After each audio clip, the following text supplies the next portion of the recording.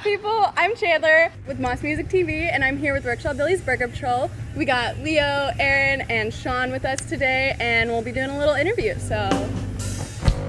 I don't wanna change.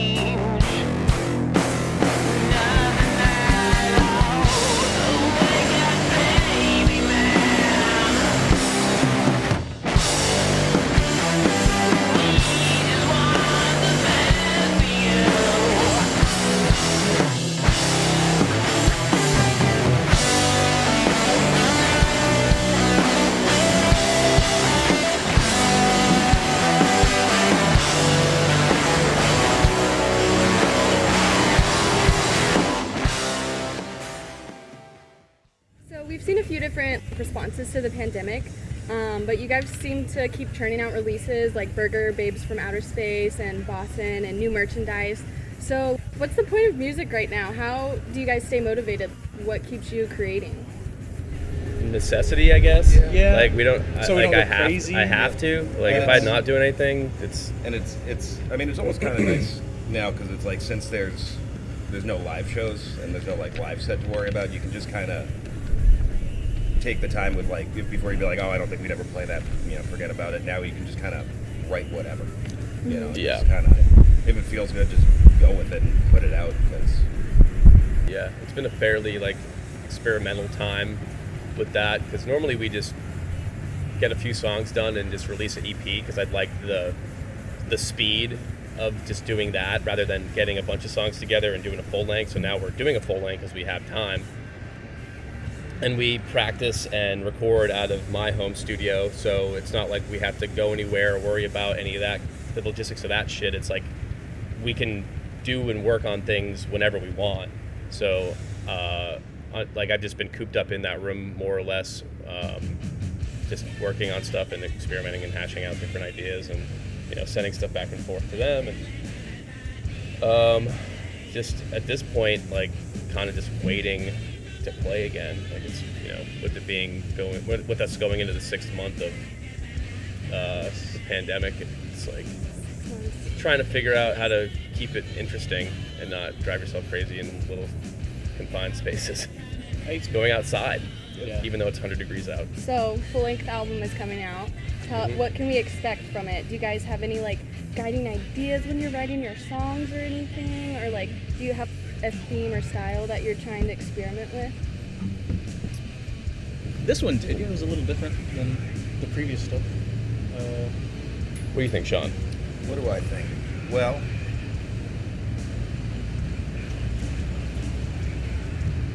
sorry, I'm still waking up. Like when we go into writing, I mean, at the end of it, like, we're not trying to overcomplicate anything. We're just trying to make, good, heavy rock and roll music, like they were saying, that, everyone can get with. And this one, like, we were kind of talking about it last night, like this one is a little more like vocal heavy. Especially like a lot of the stuff on the back end of the record is like longer verse forms. He's done the most experimenting with this one in terms of like what he can do with his voice. Yeah, I've been fucking around with my range of my voice and trying to. Yeah, we heard rumors of a 30-second scream. That I don't know if that's happening still. I tried it and it didn't. I don't know. Just like pushing the limits of what I think I can do with my voice. Like the scream, like in Burger Babes from Outer Space, the single, like that scream that happens in the middle, that was just like I didn't know that I could do that with my voice and just kept it in there because I was laughing. I did it one time and I was like, this is fucking hilarious. I'm keeping this in here. I think a lot of it is what we see, what we do live, and what people respond to, and then we try to like push that envelope a little bit. Yeah. Like if something's like Burger Babes is pretty fast for us, so in that point it kind of became like, oh well, what if we try to write like a thrash tune, or what if we try to just pull different sounds, and a lot of it's from like maybe trying to fuck each other up on stage, or just have fun, and you see what works, and then you try to incorporate it into the next thing. For sure. Yeah, I think that this full-length album will kind of sum up the 3 EPs that came out prior. Mm-hmm. I think that the Grease Beast EP kind of went more in a progressive way and got maybe a little bit too angry or aggressive at times. So this is dialing it back and bringing it back to like where I started it from, in a more lighthearted, fun nature that is definitely more. I think there's more hooks on this album, but yeah, just trying to mush it all together and still have it be a thing that people recognize. But like, I think it's just shows a fair amount of growth with us. Mm-hmm. Sweet, I can't wait. I'm excited. So your voice, the range is severe. Most bands have like 2 vocalists, but 2 voices come out of you. What possessed you to sing the way that you do? And that's not an insult. The Beastie Boys, maybe. Sean and I were in a punk band before this band existed called Chuck Bucket, and it was just a joke. It was a joke band. Like, it wasn't. There was like 8 or 9 members, and it was just chaos. like we wrote different styles of punk music, and just like it was just chaos. It was like G.G. Allen meets like fucking like the Ramones or something. I don't know, just like the like madness. But I had this nasally voice I just sang because I thought it was funny, and it like sat over everything. So when I was trying to figure out how to like write for this band, I just naturally sang that high or nasally, or just because I'm playing 8-string guitar. It just there's so much low end content that you needed something to sit over. Mm-hmm. It's just, I don't know, I didn't really think about it. It just kind of was the thing. It's like, I'm gonna just sing like this. And when I was doing other projects before that, I think I was worried too much about how I was singing, and this was more of like a fuck it, I'm just gonna be weird about it, and people seem to like it. Nice. So, Hell yeah. in a weird way, I don't know, I just have control over my voice in that range, and I can scream, or I can go lower, or I can go higher. It's kind of like, I mean, I think of like Ad Rock from Beastie Boys, Zach De La Rocha from Rage Against the Machine, like that kind of like just like attitude that brings when your voice is in that range is something that just inspired me since I was a little kid. Nice. Hell yeah. So Sean, you've been quoted saying there's a little bit of a thing where heavy music can't be fun, but it can be fun, and we're just trying to have fun with it. Aaron calls it not being a hairy hard ass all the time, emphasis on all the time. Sometimes you gotta be. Where is this from? My sources. That's Metalloid, I think. Oh, that was yeah. How do you guys feel like you fit into being a not so serious metal band? In other words, what do the hairy hard asses think of y'all? I think it's less about like the super macho, like overtly ridiculous shit that sometimes we see in town or on the road. Yeah, like metal purists that are like you don't have to be. I don't know. It's not like all like leather and studded belts and like handlebar mustaches. Although recently but that's kind of a joke too. So everything we do is just trying to take the piss out of like being too serious about anything. Mm-hmm. The metal world can take themselves way too seriously. Yeah, and that's not inviting at all. It's like if you're a fucking goofball off stage, why not be a fucking goofball on stage too? Yeah. Not trying to be somebody else just because I'm playing like leftover Sabbath riffs.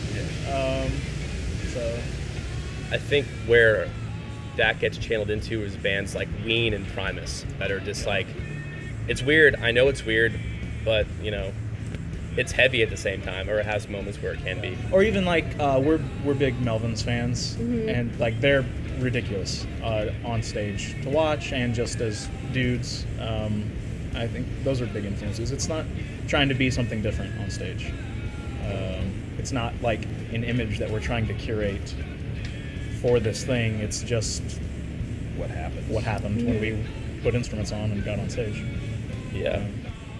I think the metal community in general is like a lot of people that are looking for a community or like feel like they're outcast, and so doing like just loosening that up and not being like, because I don't know, like there's an introverted nature to it, I think too.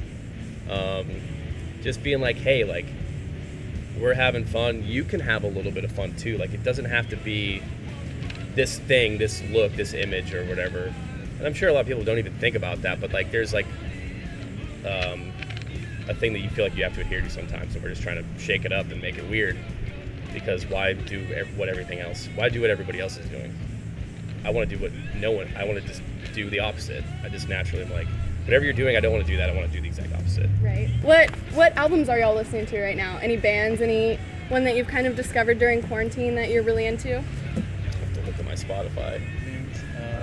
I've been listening to the new Run the Jewels record a lot. Mm-hmm. That's a good one. I listen to Pet Sounds frequently. Crowbar's Time Heals Nothing is on a lot. And I what did I do the other day?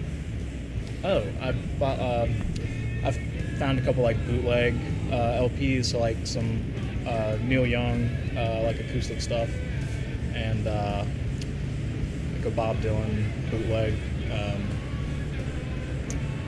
Yeah, so listen to those. Yeah, I'm trying to think of like what new music has come out. I feel like a lot of it was like put off or whatever. Or new to you, Or I guess. yeah. I've been on a pretty big Erykah Badu kick. I've been like building my vinyl collection like during this time, so that like the Prodigy, like old Prodigy stuff, and then like heavier stuff like I've been listening to a lot of Sumac. They have a new record coming out. I'm super pumped about. Pig Destroyer is coming out with a new record in a month. I'm pumped about that. I've been listening to a lot of Cannibal Corpse. I don't know, it's all over the place, but yeah. Nice. So we have a fan question. Oh. Yeah, Mitch from Denver. He used to be in Mitch. ATX. Yeah. He says, I really love the lyrics in Maggot. I'm curious who the inspiration for the line, "You're the demon the devil wished he never saw," came from. So It's for all the girls. Maggot is an interesting song, like structurally with the verses and everything, because the first verse it's basically about relationships, and the first, or like wanting to like pursue somebody and like basically being a piece of shit. Like the first verse is the male perspective to the female, being like, you don't want to have anything to do with me. I suck. You're gonna hate me. And then the second verse is the female perspective, being like, I'm a piece of shit too. You're gonna hate me. So it's like both a back and forth and back and forth. So you're the demon that the devil wish you never saw is like you, whether you're the male or the female aspect of that song, being like, you wish you never met me. And that's like, I feel like the like hardest, like heaviest, like kind of most grotesque way to say that. Like, you know, like you may like end up pursuing this person and be like, oh no, it's fine. Like, you have people warning you, like, don't get involved with that person. Like, they're like, you don't want to do that. And they're like, no, it'll be fine. It'll be different this time. It's like, nope, because they're the demon that the devil wish never saw, or whatever. I think I might have screwed that up. I said it, but We do have an Instagram deep dive portion as well. So we're going to need you guys to do some explaining. Turbo Tush. Turbo Tush. Turbo Tush is our actual Halloween thing now. Yeah. Oh, is that the first time we did it? That That was for the safe house. yeah. So Turbo Tush is our Halloween fake band name. We dress up like a hair metal band. That's our glam band project. Yeah, but we still just play regular Burger Patrol songs. It's just we're glammed out and wearing makeup and tight pants. Do you do your own makeup? We had it professionally done that time. Where'd you get this? That was at That Electric was the Church. wasn't it? Yeah. I don't know where that was just came from. There. I think somewhere there's pictures of all of us wearing it. All of us are wearing that cat head. We're just hanging out by the side of the stage at Electric Church, just goofing off. That was a crazy show. That was at Hotel Vegas, South by 2017 Looks 2018. or 2018. Yeah, because we started 2017. That's right. Lawrence Boone, who used to book Volstead, and also he still books Far Out. He hooked us up big time. He put us right in between Giant Dog and Broncho at like the midnight slot at Hotel Vegas, and it was like packed. And that's the first time I think I ever like crowd surfed in my life. I was hanging. There's like a whole lighting array that was hung up there for all South by, and I was like hanging upside down from it as people were like holding me up, and yeah, that was, I feel like, the big momentum boost into like, all right, we're doing something cool, like we're connecting with people, like up until the pandemic. I feel like we hadn't stopped since that point. It's like That is multiple shows a week, just like 2018 we played at least once a week, every week.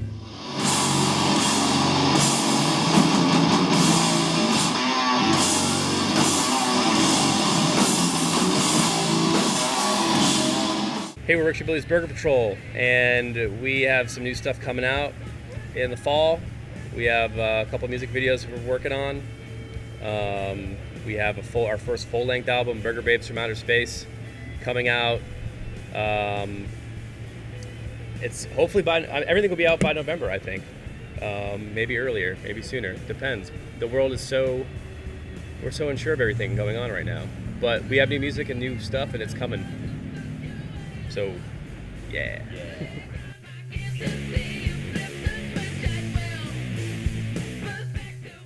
Thanks for watching Moss Music TV.